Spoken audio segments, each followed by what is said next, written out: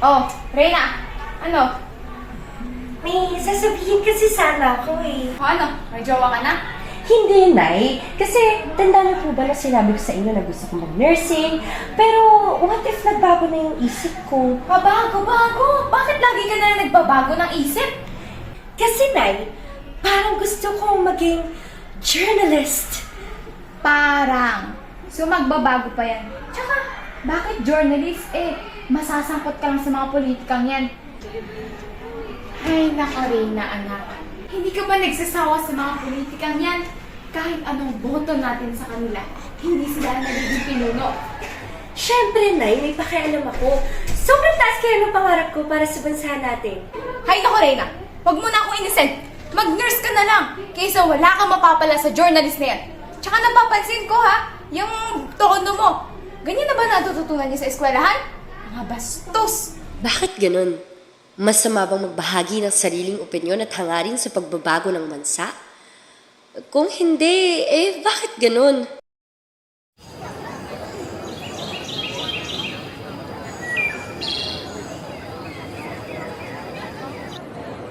Hoy! Ano yung ginagawa niyo? Bitawan niyo nga siya! Yung bida-bida to, palihasa. Hindi na kasi alam. Oo nga. Anong hindi ko alam? Tsaka kahit naman alam ko, masama pa rin namang manakit ng tao, di ba? Pakialam mo, mandiri ka na lang kasi ang hinahawakan mo, anak ni Mayora na tumakas at hindi na lang binalik yung pera na dapat para sa atin.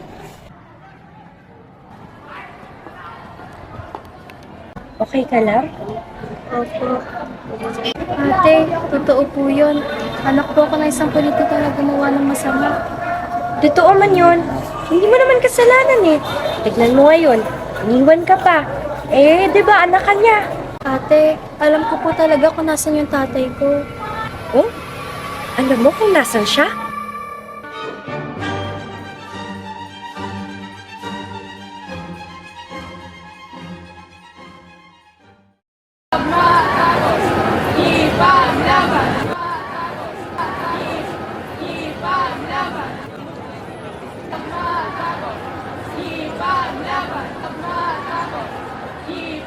Ate, ano pong meron? Ay, nagpapatas lang kami. Hindi kasi patas ang naging eleksyon. Hindi kami sangayon sa ganoon. Tapos lalala lang ang sitwasyon ng ating bansa. Ops, bata, bakit ka nandito? Kuya, baka pwedeng may makausap ako dyan. Meron lang talaga akong mga impormasyon na pwedeng ibalita. Nako, bawal Neng. Hindi pwede yung mga ganyan dito. Hayaan mo na lamang ang mga manunulat o mamamayag ang maghanap ng balita. Ano tong kaguluhang to, guard? Sir, nagpupumilit pumasok sir eh. Good afternoon po. About po sa nangyaring pagnakaw at pagtakas ni Mayor Yulo. Meron po kasi akong ebidensya kung saan siya nagtungo. Eto po.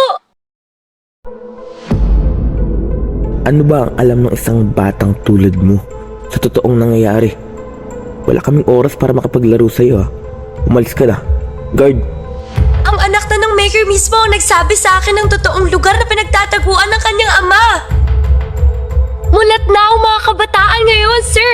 Hayaan niyo kaming tumulong para sa sarili naming bansa.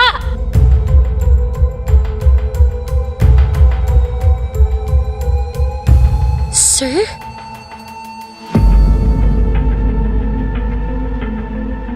Kailangang malaman ng mga tao to.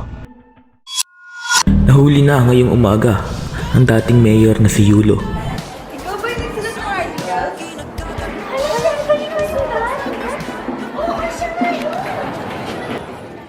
Sa ating buhay, kahit na maraming pumipigil at bumabagabag sa ating isipan, hindi pa rin mapipigilan ng isang tao na gawin ang kanyang ninanais para sa kanyang sinisintang bansa.